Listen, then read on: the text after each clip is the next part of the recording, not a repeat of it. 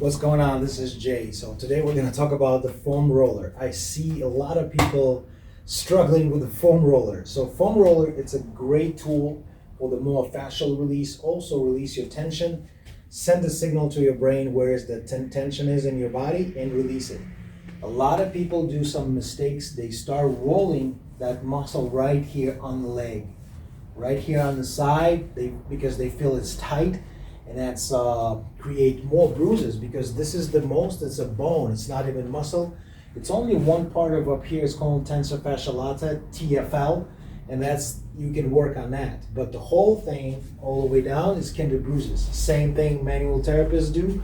They stretch, not to stretch, they work deep with the elbow in this area, and that's create more problem for people, more bruises. What you can do with this foam roller, you can sit down, in your one glute, this is what I'm doing right now, cross this leg, kind of lean on that, and roll that TFL and a little bit gluteus muscle.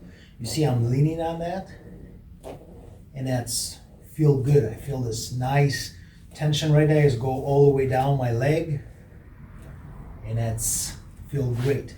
Most of the time, don't try to chasing pain because you need to find out what's wrong, what's unbalanced, and try to correct that, because most of the time it's compensation in your body because you're being unbalanced, your postural pattern being break because you do something like, I don't know, constantly movements, create one muscle strong, one muscle weak, and that's the problem.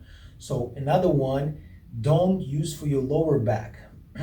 Make sure you don't roll in lower back. What people do, they start rolling on the lower back. Let me just do it. They'll roll and push against that vertebra. If your vertebra slide forward, you're going to create more problems. It's called spondylolisthesis. You don't need to remember that.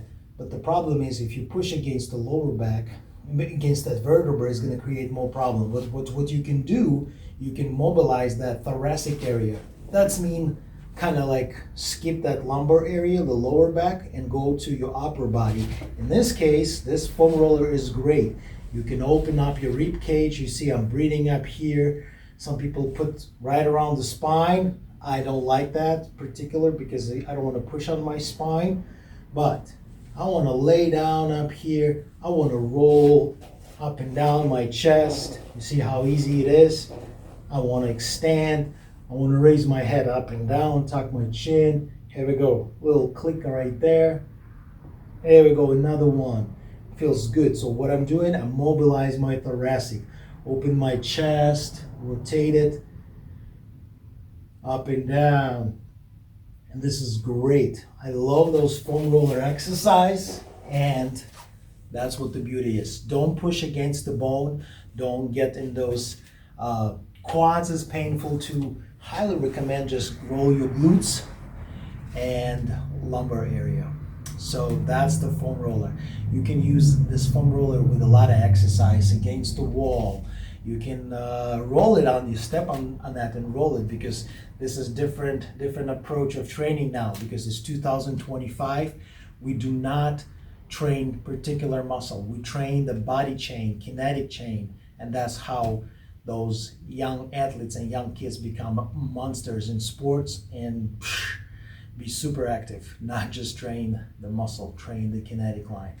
All right, I hope you enjoyed the class, and we'll see you next time. Now you know how to use foam roller. And this is the travel size. Why not? You can take everywhere. Truck drivers, put it behind and feel good. Thanks for watching.